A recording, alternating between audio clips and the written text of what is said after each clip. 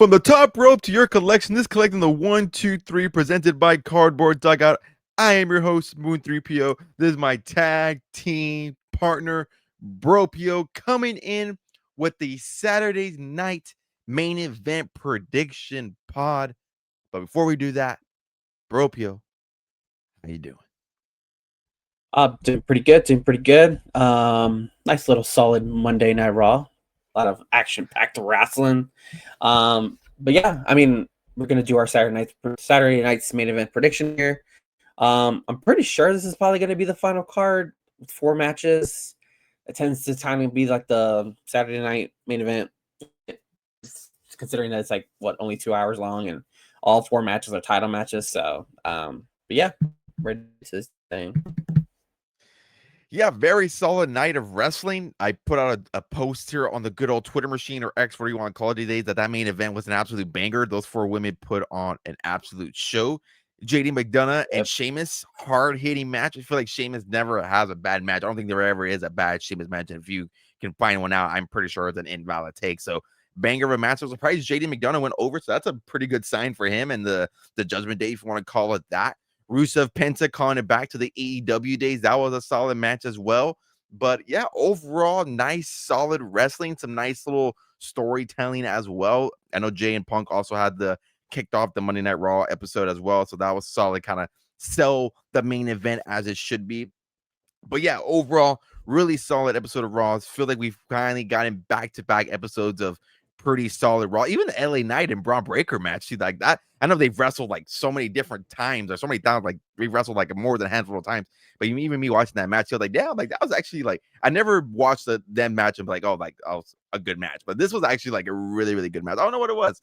I don't know if it was just like a different style, hard hitting. I don't know. I really don't know what it was. But overall, again, really solid episode of Monday Night Raw. So hopefully we're on an upward trend, and hopefully SmackDown can follow the same suit. And which they have been. It's been back-to-back solid episodes of SmackDown as well. So hopefully they could do follow suit here. But we usually don't cover. We're not a weekly, or we are a weekly wrestling card podcast. But typically we don't react to Monday Night Raws and or Friday Night SmackDowns and or NXT. So kind of wanted to give a quick little thought there. But before we dive into Saturday night's main event here, we did have NXT. We did have Halloween Havoc over the weekend. It is so spooky season. You will be listening to this on Wednesday, which will be on the 29th here. So 2 days before Halloween here. So did want to make a quick little thought here on Halloween Havoc. I love Halloween Havoc. I don't know if it's just me just being a Halloween guru that I am, but I absolutely love Halloween Havoc. Even dating back to like the old WCW days, I was like this whole month I just been spending my time during my downtime, either I'm during work or whatever the case may be. Like I'm watching old Halloween Havoc pay-per-views and or PLEs, where you want to call them now. I know you put out a good tweet too. Like, man, the stages they used to do back then, so dope, super, super cool. Yeah. I wish they would do that here, but obviously they're kind of slowly bringing that back. We know why they don't do it, unfortunately. But yeah, overall, I love Halloween Havoc. I think it's one of my favorite yearly PLEs that NXT now does.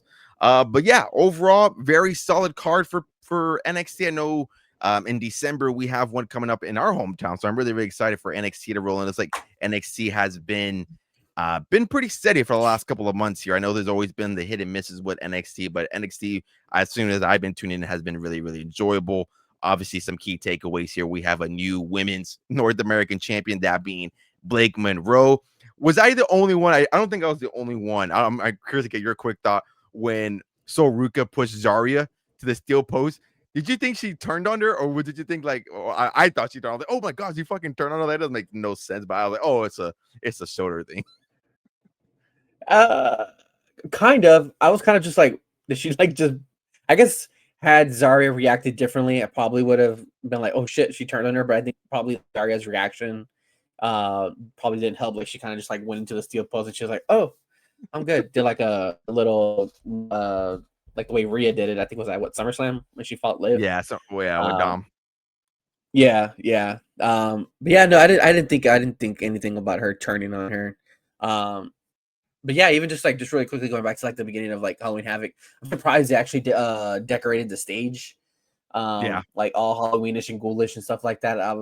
Because I was well believed that they were just gonna just have their plain old boring stage. So kudos to them for actually putting some effort into the Halloween stage and keeping like a little bit of the tradition. Because yeah, man, those old WCW stages were insane. I think the one I posted, I think, was the 1998 one with the big old giant pumpkin and stuff The like that. pumpkin. Yeah, so that was pretty cool. Yeah, these NXT or the Halloween Havocs and just in general just seem to be pretty enjoyable just because I think it's themed and stuff like that. So I enjoyed the card. One of my favorite matches I think was probably the Ethan Page and El Hijo, the what's his name? The Hijo, the Dr. White Jr. Yeah. guy. Yeah. That one was a pretty good match, especially when he like ripped the mask off too, or like The ripped it in half. mask I off, was like, right? Yeah. so that was a pretty sick match. I think it was like what a Day of the Dead match is basically like a Yeah. gimmick match. The Hardys versus Darkseid, that was crazy, man. The bumps that the Hardy Boys were taking were crazy. Like I'm like, dude, how are these? I was convinced like just did that big ladder dive off that. I don't even know who that guy is from Darkseid, but like when he moved off the table and he just crashed him, I was like, yeah, I'm pretty sure Jeff is like done for the match. And nope, there he is. You gotta- yeah, it Those was they have not missed a beat, and it's crazy to still see them like still take the ball. I think even on commentary, I think it was either Booker T or Joseph, they were just saying like I think it was like when Matt Hardy was getting beat up. They're like, dude, like how much bumps do you have left on your card? Like you're just taking a beating. yeah. It was pretty crazy. But oh no, yeah, it was a pretty solid card. I enjoyed it. Yeah, to kind of go back to the Hardy Boys there just a little bit. Yeah, like the fact that it was been like what less than 2 weeks they were taking insane bumps with the Dudley Boys, and they're doing it again here too. I know obviously it's been 2 weeks, but obviously you're at an older age, like they mentioned on commentary. Their bodies have so much bumps on them, so much wear and tear on them. Like you wonder like how much more can they physically take, and they're out here just doing this, not even on their brand. They're not doing this for TNA. They're doing it for WWE and part of that partnership. So the fact that they still went out there and are still doing insane, crazy bumps is absolutely insane. And shout out to Jeff Hardy with the Bray Wyatt and the Fiend tribute. Thought that was Yeah, pretty sick. He's always been the one to like do the tribute with the face paint. So thought that was pretty sick. And I always love when Jeff Hardy does that. So shout out to Jeff Hardy. that's Yeah, the like first you time mentioned, he's like done this paint, right? I don't know when was the yeah, I think last. it's like the second. I think it's like the second or third time. I think It was I like don't I remember the last one was at a recall. TNA. It was at one of the TNA per-views. I don't remember which one it was though, but I do recall Yeah, I don't seeing remember. in I the don't remember women the one. actual one, but I think it was like a little bit shortly after he passed away. I think like not long Mhm. after that he did it. So yeah, it was pretty cool to see him do that again. So it was very very nice touching the eyes. See, the eyes is always what trips me out. Like the fact that he's able to paint his eyelids is it's absolutely insane.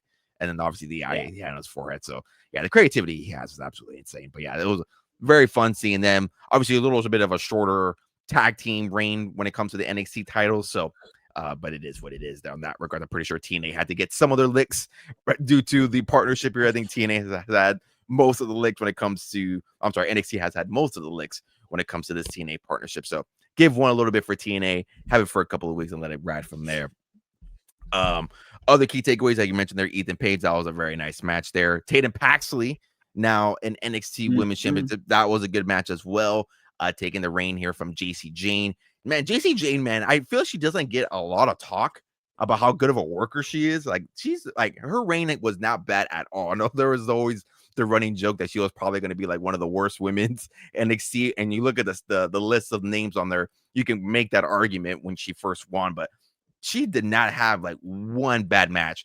All the matches with Jordan Grace, Kalani Jordan, like she did not have one bad match. So shout out to JC Jane. That was a really good reign. I would be pretty sure. I would think she's part of the call-ups there, along with some other names. Think like Trick Williams, Obafemi are probably in that reign there. I know we're kind of talking about it a little bit. Like SmackDown probably needs some fresher faces. Maybe that's one of the names you throw over there. I think Raw has a pretty steady hand of heels, and I think SmackDown definitely does lack that. So if you do call up the whole Fatal Influence, just JC Jane. So be curious to see how that plays out. But yeah, Tatum Plaxi, I believe it was the Carrie inspiration with the white and the blood. So I thought that was a pretty That's what sick it one was. I as was trying well. to figure out. Yeah. I was trying to figure out what she was dressed as or what she was like inspired by, and I couldn't figure for the life of me figure it out. So no, it Yeah, I makes didn't sense, see like Carrie. an Yeah, I didn't see like an official stamp like Carrie. Like obviously Blake Monroe's was the wife of Chucky, or the bride of Chucky, where you want to call him. I'm not a fan of Chucky, so don't quote me on yeah. that. But it was very obvious that's what it was. But I believe I didn't see like official like stamp of approval like Carrie, but I would put two to two together, like white blood. Yeah, that makes sense. Yeah. Yeah. Which, if you guys are into Tops Now, you can buy a Tops Now of Tatum Paxley. She does have an autograph, no inscription, but you do have an autograph. So there is that 1 of 1 chance parallel, which is going to be $11.99. And if you do want to celebrate Blake Monroe, and you can finally get her, I believe this is her second Tops Now card. She obviously has her debut NXT card, and now I believe this is her second one.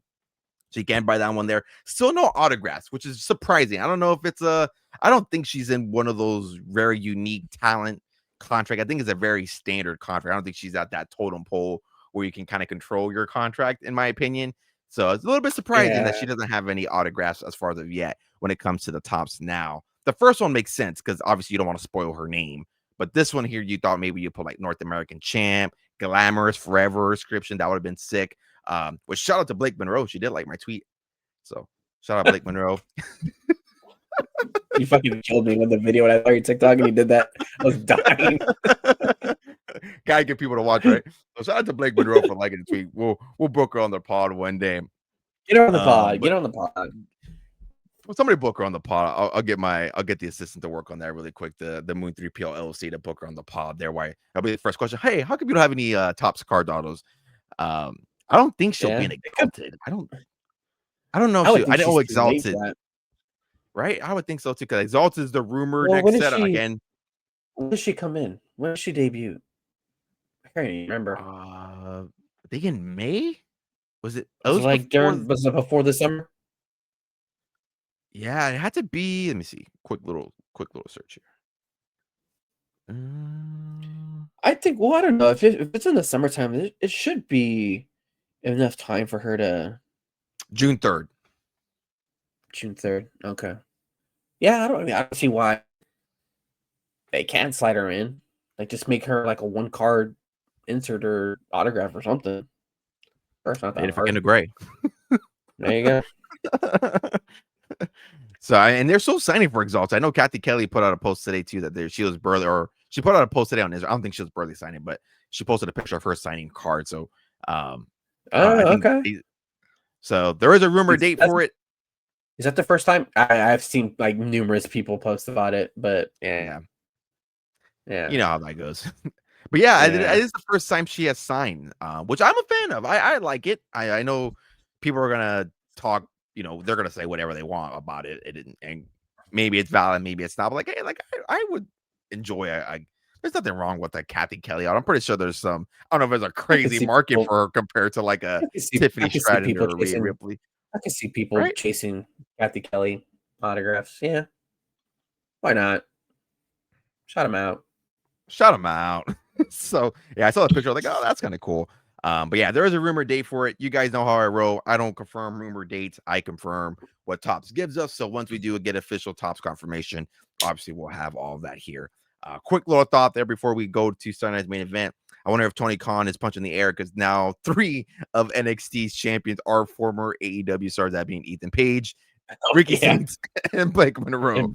So further proof as there if he's punching the bag there. Because man, like I don't know what the hell. Because like Ethan Page, I can't really like say like I watched AEW that much, but like Ethan Page, from what I heard, was like he didn't do jack over there at AEW. So like I don't know if I read it right, like he was like on Dark and like that whole YouTube channel they had, that's where Ethan Page was, and so like, and then the whole thing with Ricky Starks, where Ricky Saints was ever since that whole when he got into the whole beef thing, went on back and forth edge. That's you can point to that, and then the whole drama of like him showing up at the Rumble and stuff like that. Yeah, I really don't know how much like what you can say about the whole Mariah May thing. Like that one, I guess she just really wanted to be a WWE superstar. Yeah, based on my thing with that. Yeah, based on with that, like she's always like talked about like how she was like wanted to be like a WWE like person or a WWE superstar. So I think that was like her. But then again, like I don't know, she was already there when Mercedes was there, right? Yeah. Okay, so I mean, maybe she knew that. I mean, Mercedes has that fucking whole division like in a chokehold. So, I mean, I don't know. There's not really much room for wiggle room. And I think if I'm not mistaken, like her and Athena are like in the tag team title bracket too. Like, oh my god, is that a thing? Yeah, yeah. Oh I think because I Lord. think I saw that Athena wanted to partner up with her, so I'm assuming that means they're going to be in that tournament. I don't know. I don't know. I know the bracket was released, but I didn't see it. Um, which I thought was weird too. So I don't know, like, so when they had that whole match, because obviously AEW was here in our town this past week, and so I was watching a little bit of it because I just wanted to see like how the stage was set up and stuff like that. Which they had an interesting like view. I don't know if you noticed, like the camera was like behind the entrance stage, so you can see like the commentaries. It was an interesting Mhm. angle.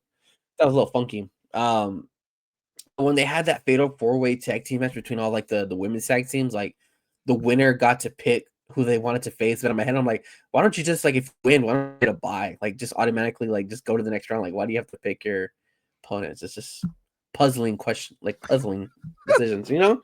Don't you think? Isn't that weird? Like why Yeah, would that you is just get the kinda weird. bye? I didn't think about it like that.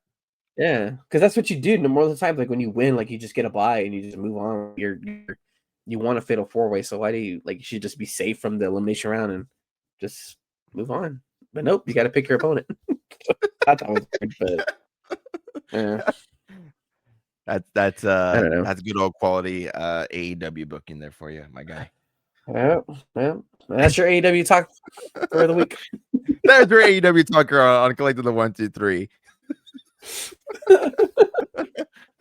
Slight little jab here and there. Some former AEW champs now WWE NXT champions. So there's a quick little AEW jab there. Your quick little AEW talk for the people who say we don't talk about AEW. There's your AEW talk there. Feel free to sound off in the comments down below what you guys think about that. But yeah, Halloween Havoc, very solid card. Going to be very excited to see when NXT rolls into our hometown for NXT Deadline in December. So that's going to be very fun. Obviously, that's going to be on the agenda to attend to that. So hopefully that is in the cards there. Hey, that's future content there. So keep your eye out for that. But now let's head into Saturday night's main event. Again, like you mentioned, that we do got 4 matches here confirmed. Again, I wouldn't think anything here gets confirmed on Friday Night SmackDown. So this is your confirmed card here. We'll go in a row here and just go off predictions here. Honestly, have not given these any thought here. So these are going to be straight off the freaking noggin, except for probably like one of them, or maybe 2 as I think about it now. But let's head into the triple threat. So triple threat here, which was confirmed today due to the interference of the Americanos. We now have a triple threat for Dom versus Rusev versus Penta, which you can also go back to the booking as well for this one if you, I don't want to be a homer. Because like, if you're Dom, why would you have the Americanos go and beat them both up so you don't have a contender when you should just let one win so you can just be a straight up one-on-one match and now you have an opportunity to lose, do some signer match. Now you have a 33% chance of winning minus from a 50% chance of winning. So I guess you kind of, if you guys want to call me out on the AEW booking, I guess you can call out WWE on that booking as well. But again, triple threat, Dom versus Rusev versus Penta. This one here, interesting because you could protect Dom and get the belt off him if you really wanted to by having either Penta win, pinning Rusev, and or vice versa. But that's not the route that I'm going to go. I'm going to have Dom finding a way to retain if it's involvement with the Americanos, if it's a little shenanigans that he's been doing lately, the little mallet in his boot, maybe it's something else, brass knuckles, who knows. But I do have Dom winning just in the scenario that I do really think that they are going to build to a Cena versus Dom match. I really do think that's the way they're going to go in November as Survivor Series. I don't think there's anything going to be involved for War Games with Cena. I don't think he's going to be involved in that match whatsoever. It'll just be weird in my opinion. So yeah, I am going to go Dom retaining this one here, and they slowly make the build up to John Cena facing Dom. If he wins, obviously we'll talk about that. If that team the way they're out they go. But in this case here, if we're doing future storytelling and future booking, I do have Dirty Dom taking this one. Yeah, I'm playing in the same thought where I think Dom can go over here. And then it kind of just seems like they're all building towards a Dom versus Cena. I want to kind of stick to my prediction what I did like a couple weeks ago, where I was like, obviously, where Cena has 2 more Raw appearances, one being in Boston and then one in New York, and then I think after that is the Survivor Series appearance. So if we can somehow sneak in a Cena versus Dom IC match in one of those 2 dates, preferably John's and Cena's hometown in Boston, have him go over in Boston. He gets his IC title, gets the crown champion, he gets what's it called? The Grand Slam. Grand Slam. And then have Dom go over at Survivor Series to get the belt in his town, San Diego. So. I hate to be a ruse in that booking, but did you? I can't confirm if it's real. I think it is because I tried googling it and the link doesn't work. Did you see the T-shirt link that got linked out or got spoiled for Boston? For Boston, yes. It doesn't involve No, Cena, but it involves something that potentially may involve John Cena. So I didn't see it. There was a link, and I'll send it to you after because I don't know if maybe obviously it's not going to work, but it's a true link. Yeah. There was a link that was out there, and again, I don't know if it was real. I would assume it was, but there's a Joe Hendry Boston shirt, and Joe Hendry has talked about how he's wanted to be a part of that tour.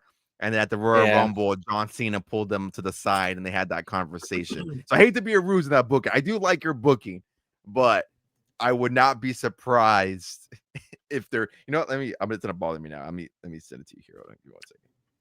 I can see it too. I mean, you can also, if they put the shirt out there, I'm pretty sure the WWE shop likes to fucking spoil shit like that. So it wouldn't be the first time they do that. But that if that is a thought, then I guess that's what they're gonna go with. There's literally it's TNAmerch.com. Joe Hendry say his name Boston t-shirt. And then when you click on it, it says, oops, we couldn't find that one. And then it says Joe Hendry. TNA. Yeah. Oh, I thought it was WWE shop. Oh, it was TNA. Oh boy. So hold on, let me see. So you kind of see it here. Let me see. I'll send it to you still, but you kind of see it for the users on YouTube. You kind of see it's like a circle. Oh yeah. Yeah. Yeah. Oh boy. Yeah, that's pretty interesting. Let me see. Let me copy the link. I'll also send it to you so you can see it for yourself. But I was like, well, that might spoil something potentially. Is TNA going to be in Boston anytime soon? Not that I'm aware of. Yeah. Let me see. TNA tour dates. Let's see. TNA events. Orlando, El Paso. Yeah. No, right? That's it. For the rest of the year, they're just in Orlando and El Paso. So yeah. Well, they do a lot of their tapings, right? They do like pre-tapings and stuff like that. Yeah, I think they still they're still taping and they're filming in Full Sail. So I'm pretty sure it also helps with them with the whole NXT partnership. So and the fact that they I'm pretty sure it's just easier for their damn talent to just fucking do it. Oh, oops, we couldn't find this link. Yep. When did this link? What day was it? I think it was like 2 weeks ago or like last week, I think. Oh, it says recent. Okay. I missed. Yeah, it was fairly recent. So like, that's potentially something that may happen there. So I was like, that'd be kind of cool. I know Joe, obviously, like we just briefly talked about, Joe Henry has talked about that, but still, I still think your way of thinking and way of booking there is not a wrong answer as well. I would like to see that as well. But yeah, again, I really do wish Dom. I really do hope Dom retains just so they can do this build. John Cena gets a fresh face. I would think these last two events, because again, like we kind of talked about, there's really no other names. Obviously, there's the Chris Jericho rumor as well. Do you go that route? I mean, there's a lot of crazy things that can happen. It's wrestling, it's unpredictable. So we can only make our predictions and come back here and react and talk about it if it does happen. So we'll all talk about it here. Hopefully, we get a true confirmation next couple of weeks here, so we can obviously talk about that when that time does come. But now let's head into the women's world championship match here. We got Tiffany Stratton versus Jade Cargill, with Jade Cargill finally turning heel. Thank God. I feel like that's what's been needed here for a minute with her and her character. Again, I think I've been pretty critical of her as far as her WWE run. So yeah, I'm glad they finally did it here. But this one here, I am gonna go Jade Cargill with that heel turn. I think if you're going to make that heel turn impactful, I think you have to put the belt on her at this point. Tiffany Stratton, that reign has been like 50-50. It can go either way depending on who you ask. And I think it's just because like she hasn't really defended the belt against like different names. It's been Nia Jax, Jade Cargill. Like it hasn't really Yeah. been like anybody else. And obviously she had the match with Stephanie Curb, but like that wasn't even for a title. Like she hasn't really, I don't want to say she's done anything with the title, but it hasn't really been different opponents here and there, and it hasn't been like a Chelsea Green, it hasn't been like Meechin. Granted, Meechin's not like a credible name or like a big name to go up against for that title, but like you could have had something with Chelsea Green, you could have done something with the Secret Harvest, like you maybe could have done something with Julia at one point, which it looks like they were kind of teasing that there a little bit as well. So maybe that's something you could have done. And I know right now they're kind of teasing an injury with Tiffany. I think they're teasing like a knee injury. I think they put on the socials from when she turned heel. So I think they're probably playing into that a little bit. Maybe it's one of the things where you didn't beat me even clean. I was hurt. Maybe they play into that a little bit. But yeah, this one here, I am going to go with a title change for the first time. I think for the first time ever outside Night's Main Event. I am going to go Jade Cargill. Yeah. I'm agreeing with you on this one too. I don't think you can turn her heel and then just have her just quickly lose to Tiffany again for would probably be the third time. And then I think it just kind of just leave like Jade just like up in limbo again, like and kind of like what we're gonna go here. And even at that, like I don't know where Bianca's at, and so I think with Jade going heel, and if like Bianca like somehow comes back sooner rather than later, I mean, there's a story right there that hasn't been finished being told yet between Bianca and Jade. I don't know if Bianca's return would probably be like a Rumble kind of thing, or I don't know, something like that. But if that is the case, I mean, Rumble's like in what January, so we're like January, 3 months away from the Rumble, so not that far off. Crazy to think about it. Yeah, it's crazy. But yeah, I think I agree with you. Tiffany's reign, I think the problem has just been the lack of opponents. I mean, like when you're facing Nia 4 times and then you're facing Jade for the third time, it kind of just like, we've already seen this numerous of times. And I think that's where I think putting like the tag team belts like on Charlotte and Alexa Bliss kind of hurts it because they're busy doing, tag team stuff. Obviously Charlotte's already had her tassel with Tiffany, and we all know how that went. But I feel like there's room where you can build on that. Same thing for Alexa. I don't know if you want to deal into the whole like babyface versus babyface kind of thing. That's a different story. But yeah, I think just proves into like where SmackDown is in dire need of fresh female talent. So I mean, obviously that they had a Julia up there. Obviously, she's messing with the U.S. title, and she's kind of in that weird limbo bookie stage.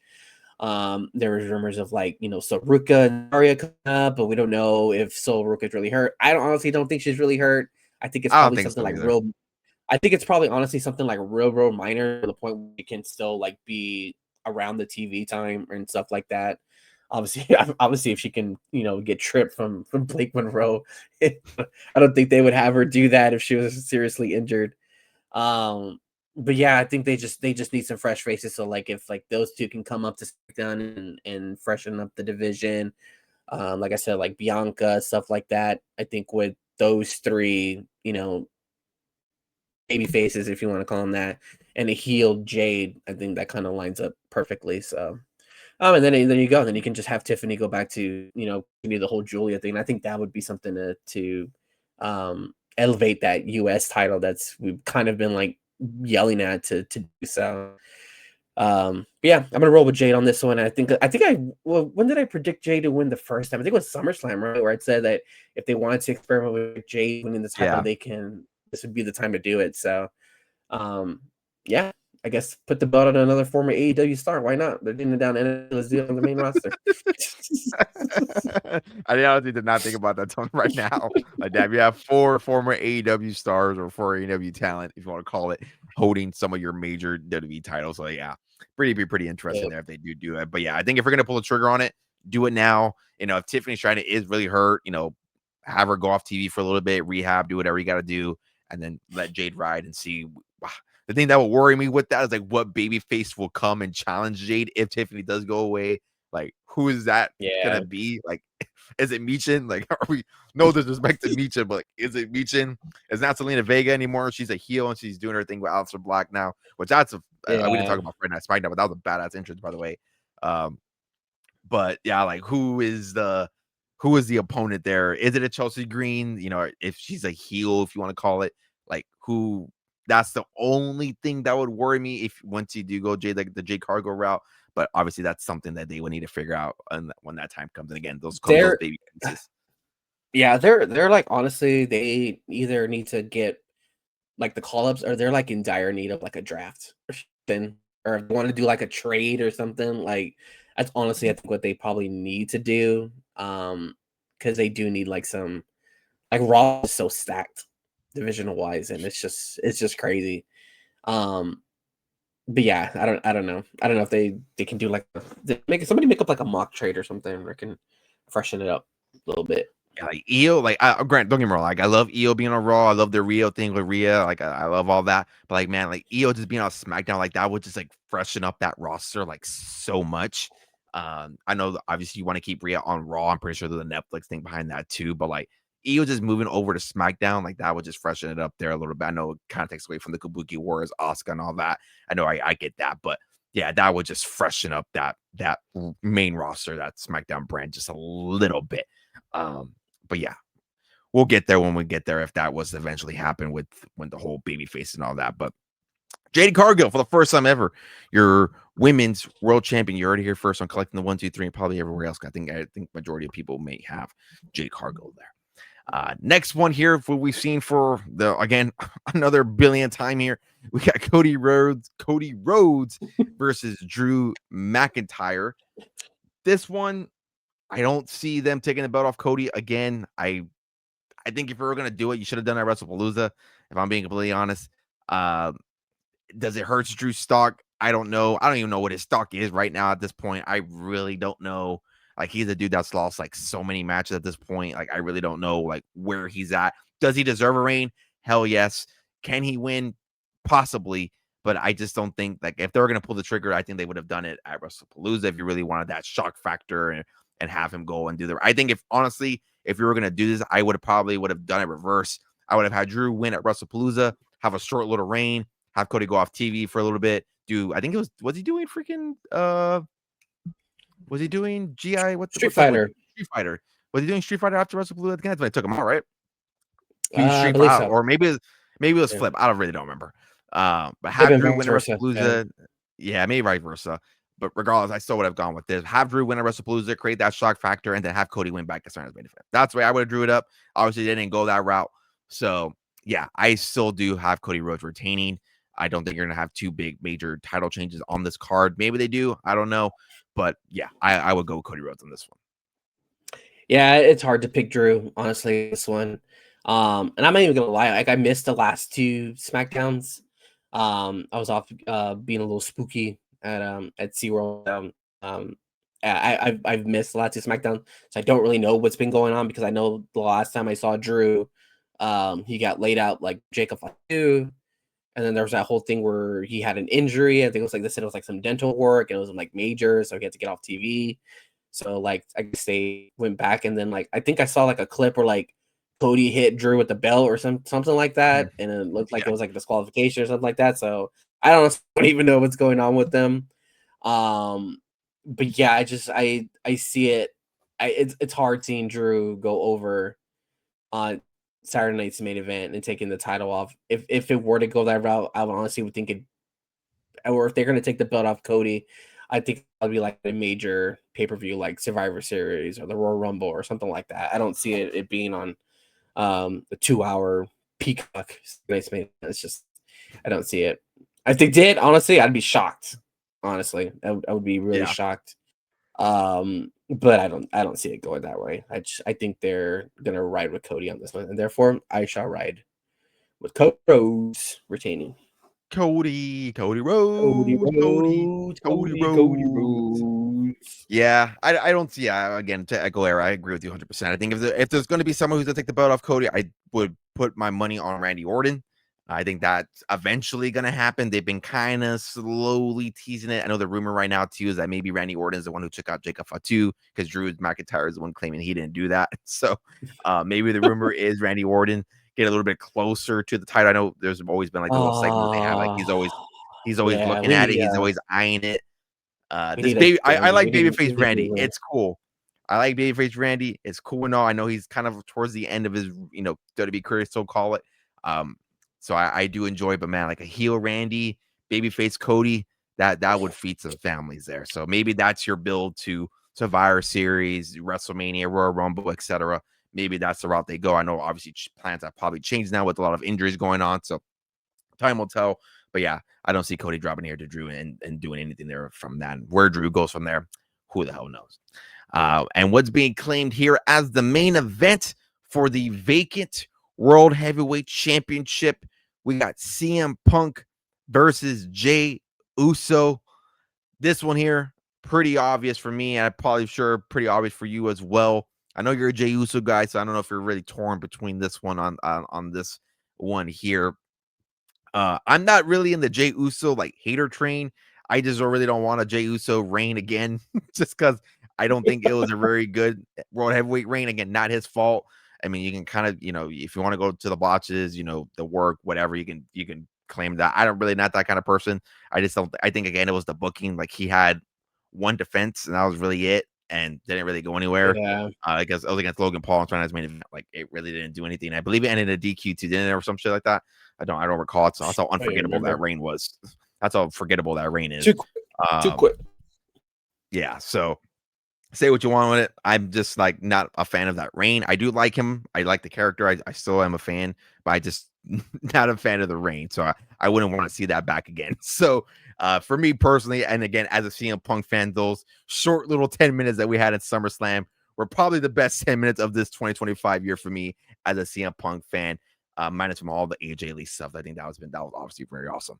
But yeah, this one here, I do got CM Punk taking. I know there's been some rumors and maybe some foolery going on. Like maybe the title is still going to be vacant just because, like, obviously the Reeds were the Bronsons, whatever you want to call them there.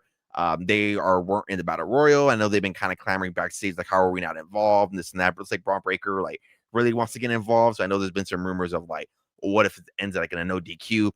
I don't think that would happen. I could be wrong. Who knows? Well, obviously we'll talk about it if that does happen.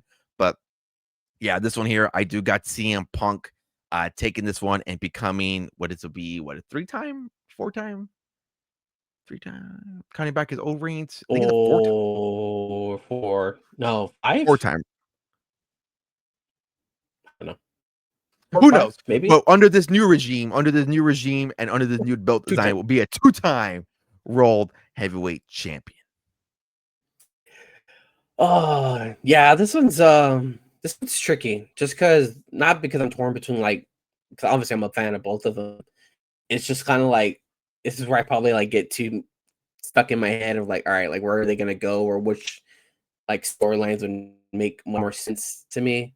Because if you really think about it, like, I wonder if they originally were gonna have Punk take the belt off Seth to begin with at Saturday Night's Main Event, or was it gonna be some foolery, which is kind of what the rumor is, that there is gonna be foolery going on.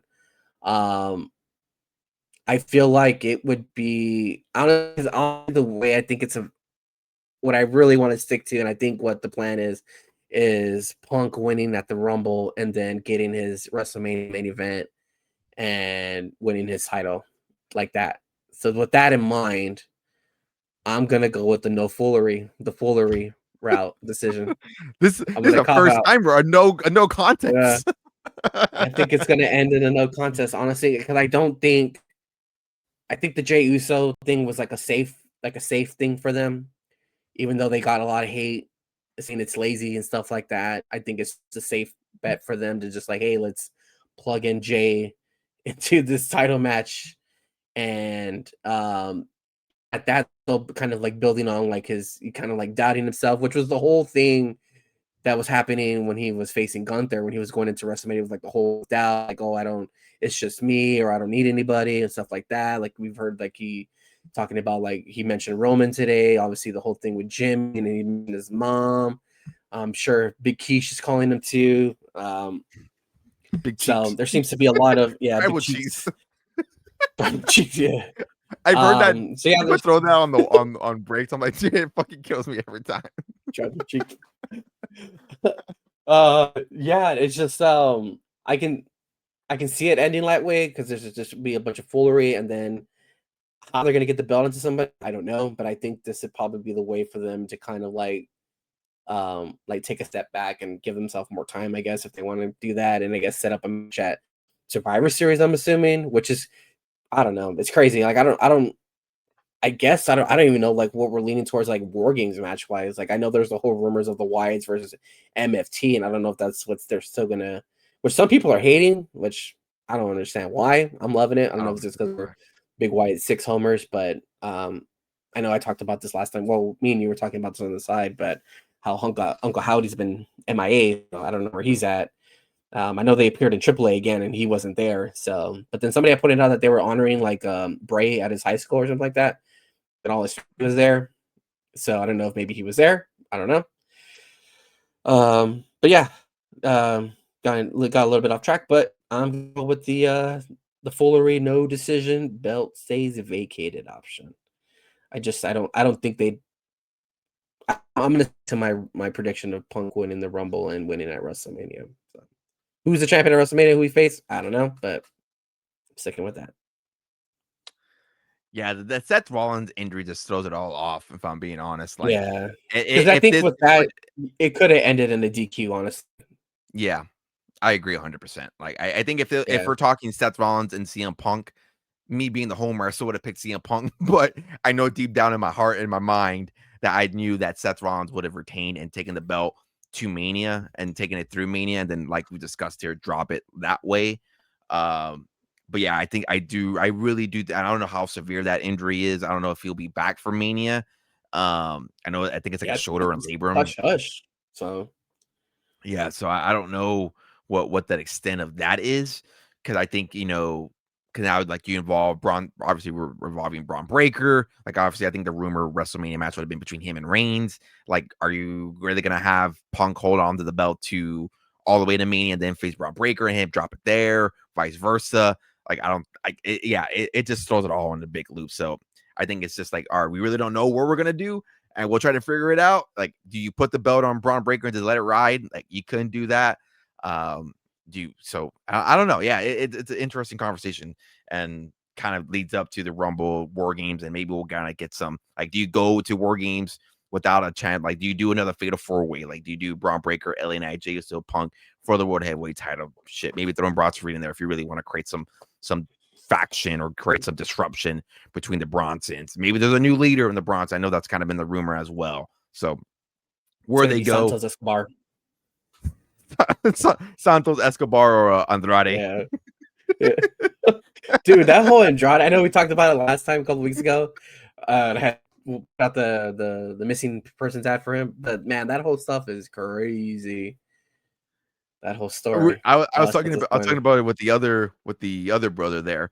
The rumor has it that Mexico wants him, right? Or for like, is the AAA thing, that I read that right, or what's going on with that? I don't know about the whole Mexico stuff, but I know apparently so it's the whole no compete clause that it's what's throwing the full. So I think what's getting misconstrued is that he got fired. So I guess TKO now has this thing where if you like get yourself fired or you violate, I guess, like company terms or something like that, and you get fired, you have a year no complete cause. It's different, I guess, than when you actually get released and cut. That's where that whole standard 90-day thing it was. So being fired for, I think, was like a wellness being Yeah, failed. I wellness. guess it's a drug test, I'm assuming. And then he went to my like after SummerSlam for like 2-3 weeks.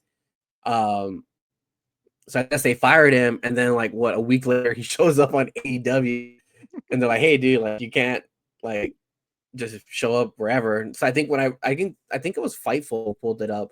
They were able to get like specific language in the contract, so he can't compete anywhere in the United States. So he can go to Mexico and wrestle, which he had been advertised for Mexico.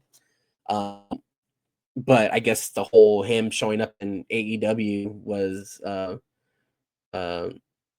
thing that triggered it. But then I remember that WWE was going to bring him back just to like throw shit at AEW Tony Khan. So I don't know, dude. That'd be some fucking crazy if he does just show right back up.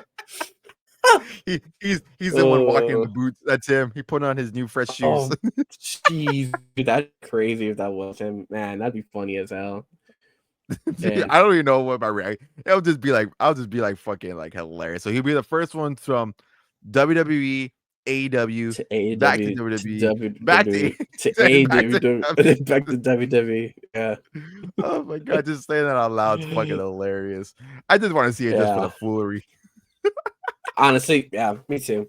It would kind of give it like I know, like back in the Attitude Era, I don't know if you remember this, but like Rick Rude, like he was like one of the, like, because back in the day Raw was taped. I don't know if you remember where he appeared on Monday Night Raw with DX, and then later that night or that same day he appeared on WCW because WCW was live on Nitro, but Raw. Didn't Luger do the same shit? Did he? On the same? I don't think he appeared the same day. He appeared on the first Nitro in the mall. Oh, that's maybe what it is. Yeah, that's maybe yeah. But Rick Rude was like the first guy to appear like on first shows on the same day because Raw was taped or some shit like that. So I don't know. That's hilarious. I think I do remember hearing about that.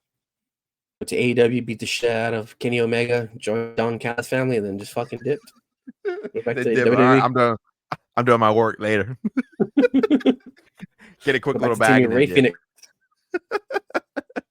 I don't know. Poor Ray Phoenix, man. He needs some tag team part of that team with Nakamura taking some L's. Poor Ray Phoenix. He needs his. Honestly, dude, just send him to Raw, dude. Send him to Raw. Yeah. If they're gonna put the belt on Penta, they would have done it by now. I don't see rather just him go to Raw and then just like take the belts off. Well, obviously AJ and Dragon Lee have the belt. But I mean, if it was still on the Judgment Day, like honestly, like just fucking send him over there and get the tag belt over there. Honestly, it would probably save the division. That tag team division is horrible. Yeah, it's a little weak right now too. It's rough. Yeah, cause I was always in the camp too. Like, oh, like a Penta, like is fine as a single star, like he's a A+ player, but they haven't really done it. Like, no disrespect, I love Penta, love the work that he does, but they haven't really done anything with him. Like he did some New Day stuff. He's done the stuff with Dom and Rusev for like how long now? So he's kind of just like floating in there, taking some L's. Like, put him back with your brother. Come to Lucha Bros. Go for tag team titles. Have a good little elevate that.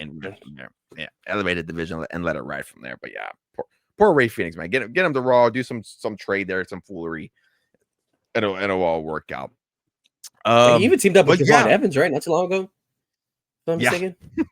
Right. That's good bouncy. Yeah. Your boy's bouncy. Nah, Javon Evans is gonna be a tag team champion with Leon Slater. Those dudes are fucking. Yeah, those dudes are wild. Top. Yeah, those dudes are fucking insane. But yeah, crazy. But yeah, bounty.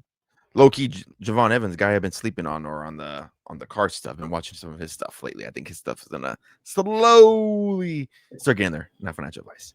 Honestly, if you really think about it, if you do a little car talk, that's probably like if they're not like established like main stars, like you just keep a tab on those NXT people.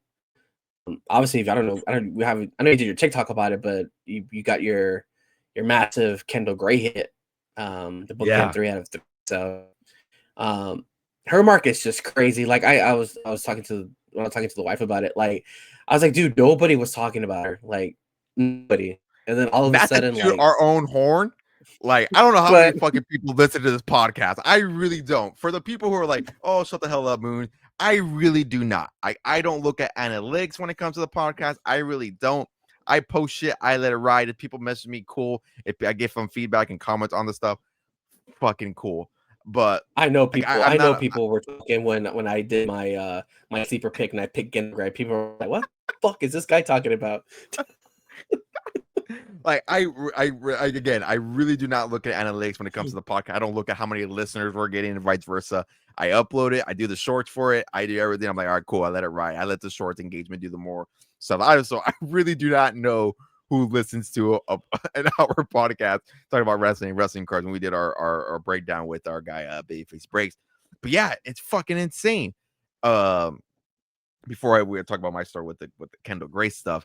But yeah, like and we talked about it when we did our episode, was a base card was going for like $7. There's one sale of her for like $7, and there's one for like $5. I was watching one last night, a base card, Just not a this morning. refractor. It was this morning. Not was it this morning? Yeah, it sold this morning. 'Cause I was keeping an eye on it too, because I was like, man, I'm curious how it's gonna go. It sold for like 40 or 45 Yeah, like bucks. 45 bucks, Regular like base 45 card. bucks. I think it Yeah. ended. Yeah, ended like Yeah. real early in the morning. I was watching. It was like a 20 something, and I was like, okay, like I can, like that's what I'm buying right now in breaks, like that spot. Maybe lower than that actually. So I was like, okay, like that's fine. And then I woke up, I was like, dude, that's like 30, 40 bucks. A non-refractor, just a standard base card. Granted, again, she is on the rare side, so I get it, a little bit harder to pull. I'm not too sure what the odds are of a rare per box. I think it's like maybe 2 or 3, if I'm not I think mistaken. it's Somebody has 2 to per box, if I'm not mistaken. 2 per box, right? Yeah. Maybe lucky 3 for really lucky 4.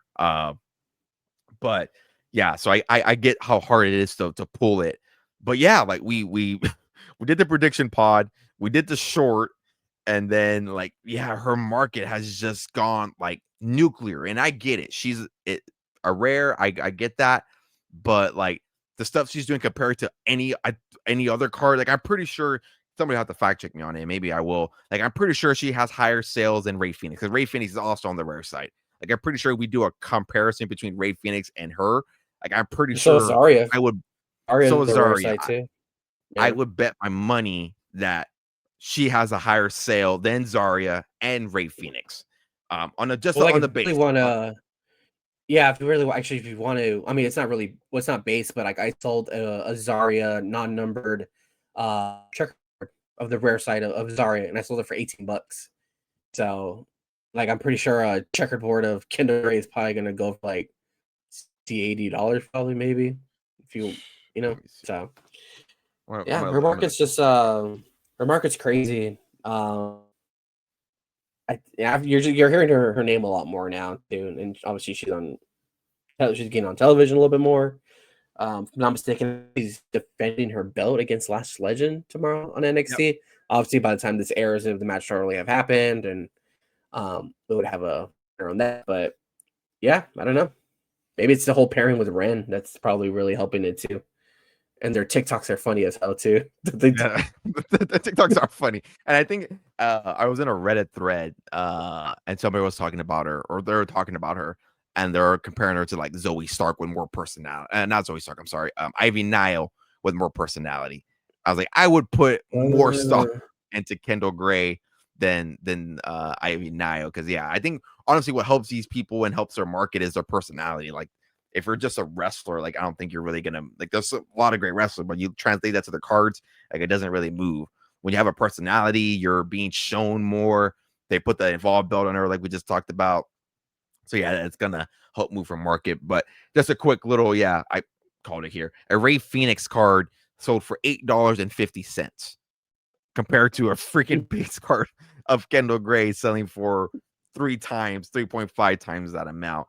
But yeah, that bookend. Shout out to Ghost Breakers again. If you guys don't follow us on the socials, been buying the Kendall Grey spots. Hers again, kind of like we talked about. Her spot is a little bit harder to find just because she's normally grouped in the K spot. But now all of a sudden she's being grouped. She's been by herself, ironically enough. So ran into Ghost Breakers over on Whatnot. Bought her spot for $14, $10, something like that. Went through the first break. And that was actually my first time getting her spot, because when ironically we were talking about it, we chat almost every day, and we're talking about like, dude, see, like her spot is when we find it, it's either too high, which is like 30 yeah. $35, which I don't want to pay $35 for that spot. Or it's already taken in like a half case or 5 boxes, whatever the case may be. So Ghost Breakers runs his breaks as 5 boxes. I kept saying cases in my TikTok. It's boxes. 5 boxes of finest. First couple of boxes didn't do anything. and then I think it was like the third or the fourth box. I think all we see is the red 3 out of 3. I'm like, and I see he kind of slow played it a little bit. I already sees the attitude. I'm like, dude, there's like a slow opportunity that this might be mine. And then sure enough, bookend 3 out of 3. I was at work and off. I was like, holy shit, I had my headphones on. I was like, oh my God, I had to like get up from my desk. I walked around a little bit, screenshot it right away and send it to you. But yeah, that's absolutely insane card. Yeah, it was early in the morning, right? Wasn't it? I remember getting Yeah, the message early in the morning. It was like 9-10 o'clock. Yeah. Absolute insane of a card. I don't have it in yet. Obviously, if I did, I'll show you and have it in the showcase here. That should hopefully be coming in this week. But yeah, absolute insane card. That's the only one I've pulled from. I have not pulled her base. I have not pulled any other parallels. Obviously, like we just talked about, it's very, very hard to pull her cards. And when they are listed, and there's a few of them out there, they're for a higher, crazier price that I'm just not comfortable with paying right now. So yeah, time will tell what I do with it. Obviously, like we just talked about, I am a fan of Kendal Grey. Does this start the PC? Does this sell and fund other things? Obviously, guys can follow that here. But I think there'll be a nice little start to the PC. Obviously, the 1/1 has been pulled. I don't know if I mentioned that. The 1/1 has been pulled. So I think this is probably a close second to the 1/1, in my opinion here. Bookend 3/3. You can make the argument for the 1/3 for sure. But yeah, it being bookend, I think is like the close second to the 1/1. So I can't compute the rainbow. Actually, the seller or the buyer that has the 1/1, I have talking to him, so he does know I do have it. And there's been some brief talks about it, but hasn't really gone anywhere just because I really don't want to entertain that conversation right now. But time will tell. Yeah. But yeah, I'm gonna be like holding it on for the near future, see what it does. I'm not gonna grade it. I'm not gonna send it off anywhere. I'm just gonna hold it, see what it does, because yeah, her market's absolutely insane. I think she's gonna be a big name. She's only been at the company for 2 years. Like you mentioned, I think the pairing with Ren QCC, and QCC, where you want to call it, is quick. How do you spell NQCC?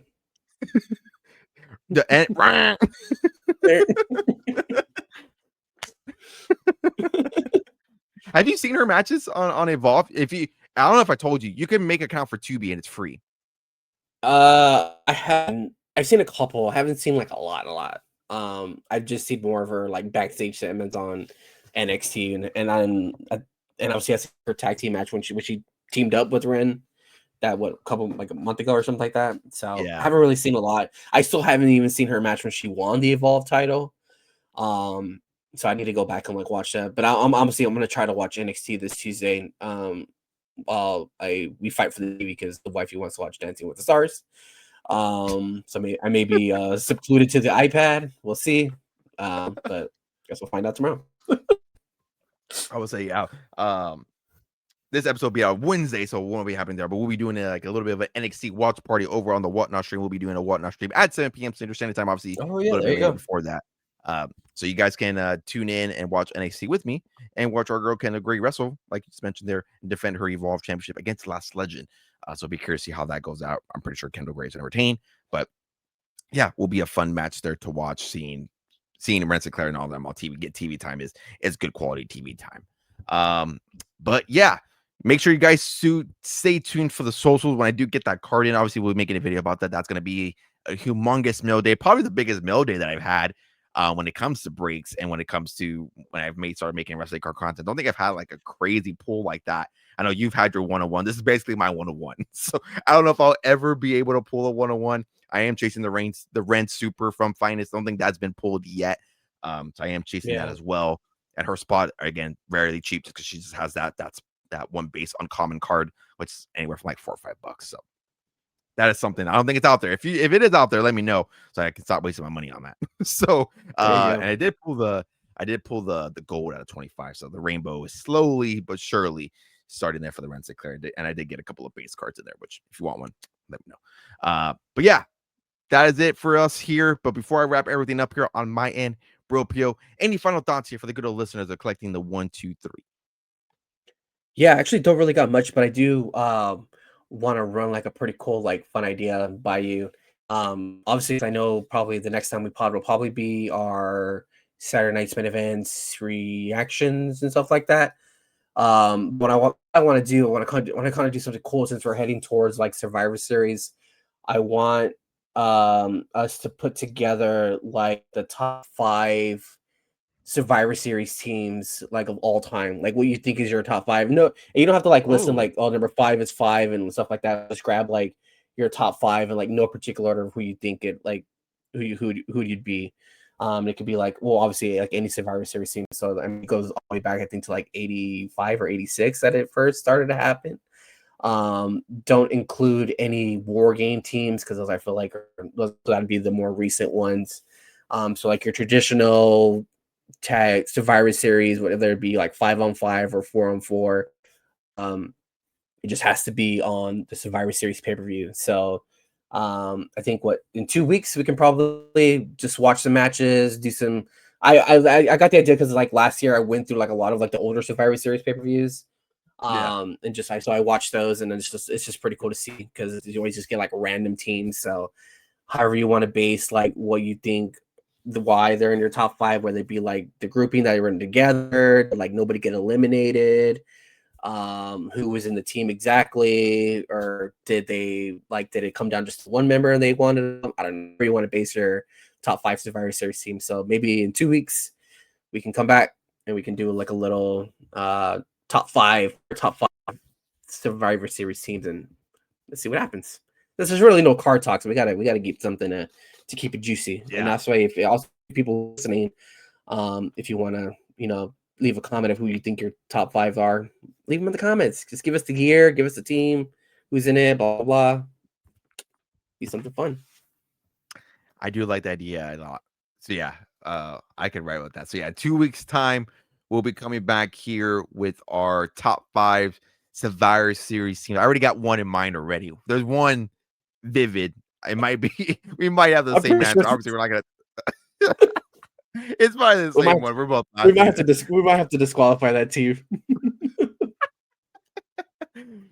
So we know what we'll do. We'll do 6 teams. We'll do 6 teams. We'll have that one in the back burner. So if it is the same one, we'll say it out loud. And if it's that team, I'm pretty sure it is. I'm pretty sure it's the same team. We're laughing about it. I'm pretty sure it's the one that you just want to say memorable moments.